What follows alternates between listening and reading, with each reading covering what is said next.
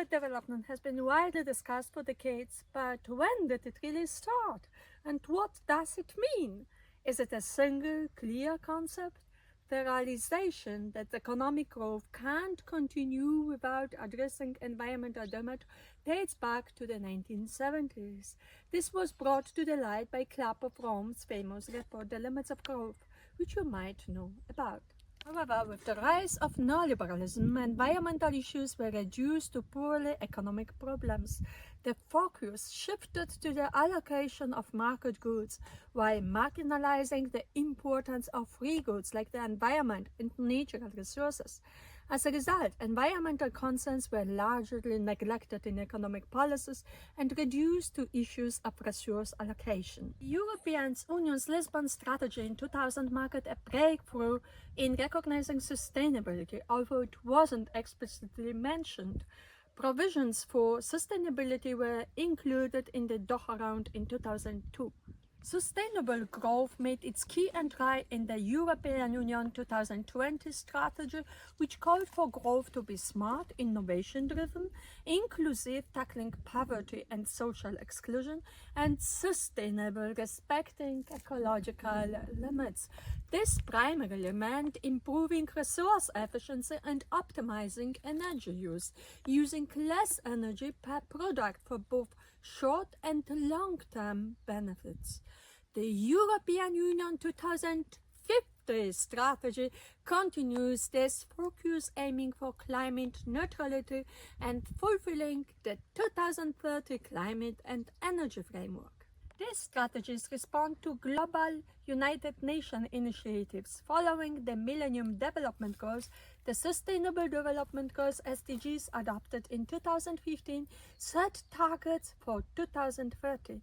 The 70 goals take a comprehensive approach to sustainability, addressing a broad range of social, economic, and environmental challenges. These strategies were focusing on improving energy efficiency and finding new ways to meet needs reflect the concept of weak sustainability. This approach aligns with the dominant economic paradigm, where economic growth is seen as essential for achieving material, social, and ecological progress and is driven by technical advancements. In this view, environmental issues are treated as externalities that can be addressed through the price mechanism, a key idea in orthodox economics and environmental economics.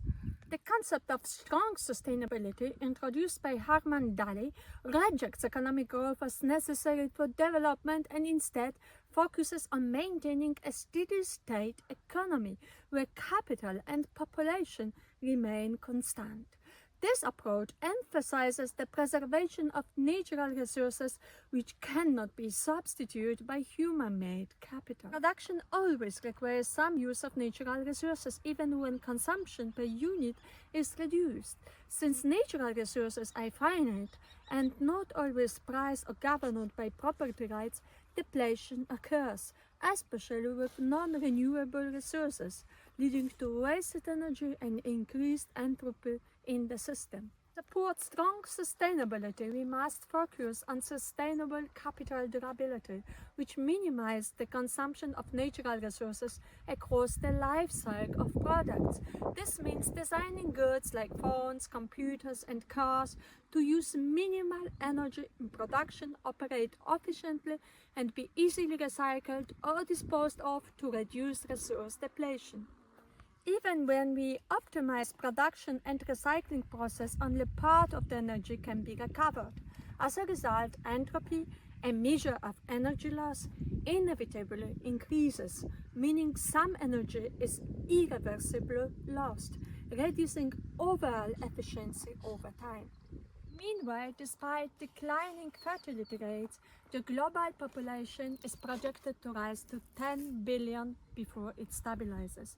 This increase in population puts greater pressure on natural resources and energy consumption.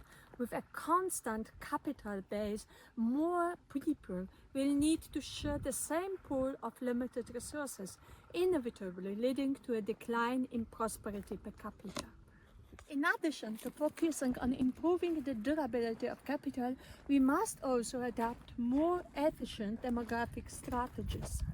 Prioritizing longer life expectancy combined with lower birth rates could help balance resource use and ease the strain on natural resources, aligning with the principles of strong sustainability. Dali views the economy as a subsystem of social and ecological systems. The economy depends on natural resources and social structures and produces waste and pollution in return. As entropy increases and ecosystems are depleted, the finite nature of resources places limits on economic growth. Therefore, economic activity must remain within the planet's ecological limits. Dali rejects the mainstream economic assumption that natural capital can be substituted by physical capital through technological progress. Due to the irreversible increase in entropy with each energy conversion, the substitution is not viable in the long term.